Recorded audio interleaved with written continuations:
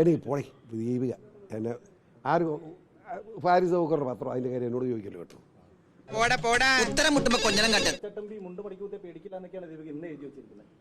അത് അവരുടെ വാപ്പായെ പറ്റി എഴുതിയിരിക്കുന്നത്. ആശ്വാസം. നീ ഏതാ? വേണ്ട വേണ്ട, തലയിരിക്കുമ്പോ വാലാറണ്ട. നീ ജനിച്ച നിന്റെ അപ്പനെ മാറ്റൂ. നീ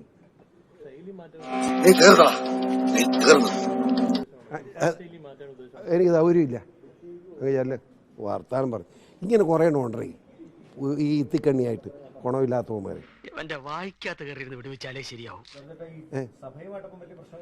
സഭയായിട്ട് എനിക്ക് ഒരു പ്രശ്നമില്ല.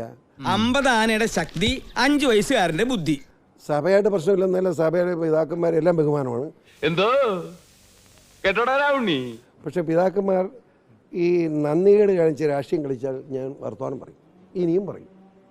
You are but too irreverent and outspoken. നേരാ തിരുമിനി, ഈ പച്ചൻ പള്ളിക്കുടിച്ച് പോയിട്ടില്ല. ഇഴയതി ഞാനും ഷോൺ ജോർജും കേരള നിയമസഭയെ കാണും.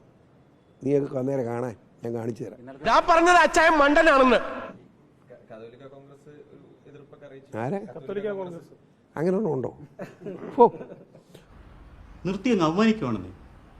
മുഴുപ്പ് പറഞ്ഞേക്കല്ലേ, ഇതിനെപ്പറ്റി വല്ലതും പറഞ്ഞാൽ എനിക്ക് തലപെരുക്കും വല്ലതും പറയും ഞാൻ. എന്റെ വായിന്നൊരു ചെറ്റ വർത്താനം വരില്ല കേട്ടടാ പട്ടി തെണ്ടി നായിന്റെ മക്കളെ. തീർച്ചയായും നിങ്ങളെല്ലാം വന്ന് 4-ാം തീയതി പിന്നെ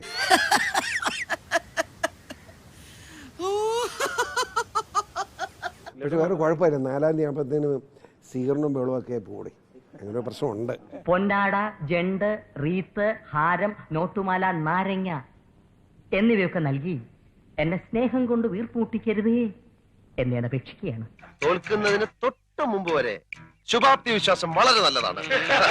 നമ്മൾ 5-ാം തീയതി ആക്കി അഡ്ജസ്റ്റ് ചെയ്ത് താമസിക്കും. നിങ്ങൾ കാര്യം ചെയ്യും, 5-ാം തീയതി എല്ലാവരും വന്നേരെ. അതൊക്കെ ഇരിക്കത്തേ ഉള്ളൂ.